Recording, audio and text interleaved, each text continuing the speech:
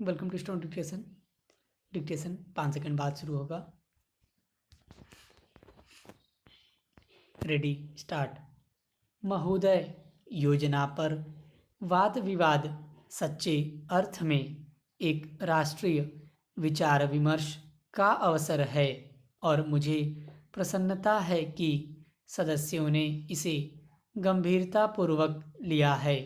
हालांकि इसकी आलोचना भी बहुत हुई है। ऐसी आलोचना सुनने के हम अभ्यस्त हो चुके हैं।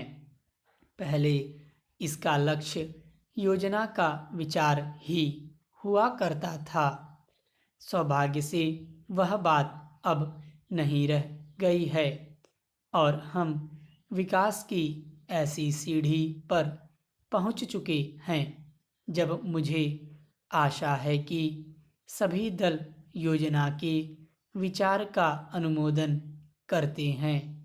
कुछ ने योजना के कुछ अंशों का अनुमोदन किया है और अपनी आलोचना अनेक कार्यक्रम को लागू करने के तरीके के लिए सुरक्षित रखी है।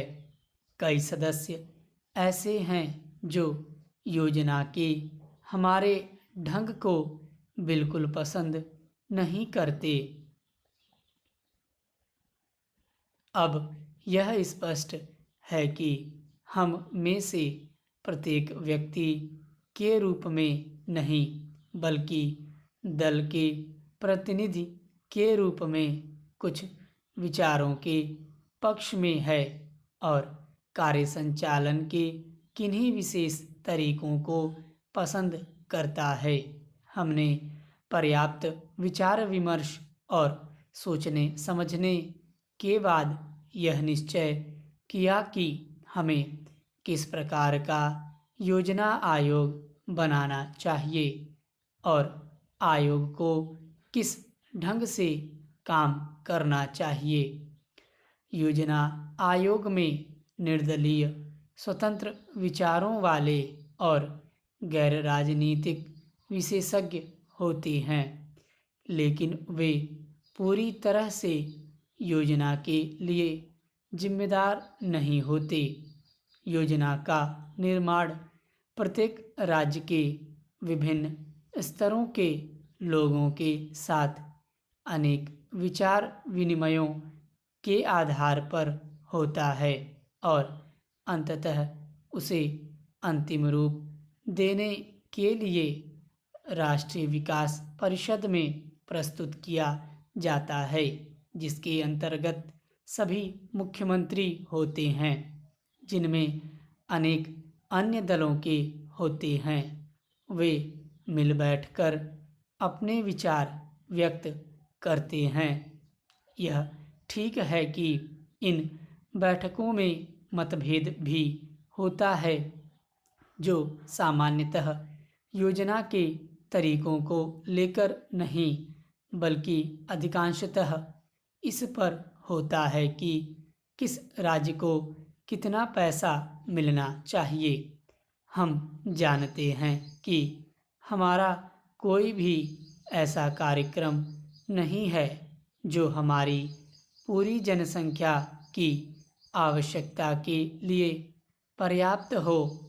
सभी समय उपलब्ध साधनों और जनता की आवश्यकता के बीच सामंजस्य के लिए प्रयास करना होता है। यह सोचना होता है कि क्या किया जाना चाहिए अथवा एक दूसरे क्षेत्र के लिए क्या किया जाना चाहिए। कुल मिलाकर यह योजना अगले 4 वर्षों के लिए प्रगति का घोषणा पत्र है। हमें कुछ अनुमान है। महोदय, यद्यपि योजना के अंतिम रूप पर यह औपचारिक बहस अब हो रही है, हमने योजना के प्रारूप के बारे में काफ़ी ब्यौरेवार विचार किया था। एक माननीय सदस्य ने कहा है कि योजना से ऐसा नहीं लगता कि कामों को निपटाने में तत्परता जरूरी है। मैं समझती हूँ कि योजना के प्रारूप और उसके अंतिम रूप में यही अंतर है। अंतिम रूप में हमने तात्कालिकता पर जोर दिया है, जिसका प्रमाण यह है कि उसमें आज की प्रमुख समस्याओं की पहचान की गई है, जैसे बेरोजगारी या क्षेत्रीय असंतुलन अथवा अन्य ऐसी ही बातें। इनमें से कुछ समस्याओं के समाधान में कोई विलंब नहीं होना चाहिए और उन्हें तत्काल दृढ़ निश्चय के साथ हल किया जाना चाहिए। लेकिन कुछ परिस्थितियां ऐसी होती हैं जिनमें हमें काम करना होता है। कुछ मान्य तरीके हुआ करते हैं। इनमें से एक है लोकतंत्री प्रक्रिया। बहुत से लोग चाहते हैं कि हम कई काम एक साथ करें और इनमें से कुछ के बारे में हम सहमत भी हैं कि वे सही काम हैं, लेकिन हम लोकतंत्री प्रक्रिया के प्रति वचनबद्ध हैं। हम जनता की राय से काम करने के लिए प्रतिबद्ध हैं। हमें अधिकाधिक जनता और पार्टियों को अपने साथ लेकर आगे बढ़ना है। मैं समझती हूँ कि अगर इससे हमारी गति कुछ धीमी भी रहती है तो भी हमारी प्रक्रिया को बल मिलता है और हम जो भी काम हाथ में लेते हैं उसे बल मिलता है। दूसरा तरीका मिश्रित अर्थव्यवस्था का है, जिससे शायद कुछ लोग सहमत नहीं हैं, लेकिन जिसे हमने अपने लिए निर्धारित किया है।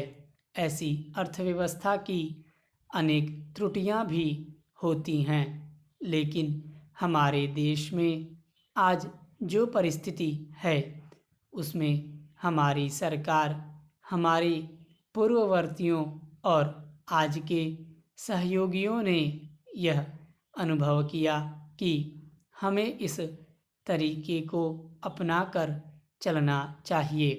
मिश्रित अर्थव्यवस्था का अर्थ मेरी समझ से यह नहीं है कि कुछ समृद्ध परिवारों को इसका लाभ मिलता रहे। कृषि या लघु उद्योग जैसे अनेक क्षेत्र कमजोर वर्गों के लाभ के लिए निजी क्षेत्र में रखे गए हैं और हमारी मिश्रित अर्थव्यवस्था के अंतर्गत अपने लिए लोगों को अनेक कार्यक्रम अपने हाथ में लेने के अलावा उनमें अपने लिए काम करना चाहिए। मुझे मालूम है कि स्वाधीनता के तुरंत बाद जो स्थिति उत्पन्न हुई थी उसका कुछ परिवारों, ग्रुपों, व्यावसायिक घरानों ने निजी स्वार्थ के लिए लाभ उठाया। स्टॉप।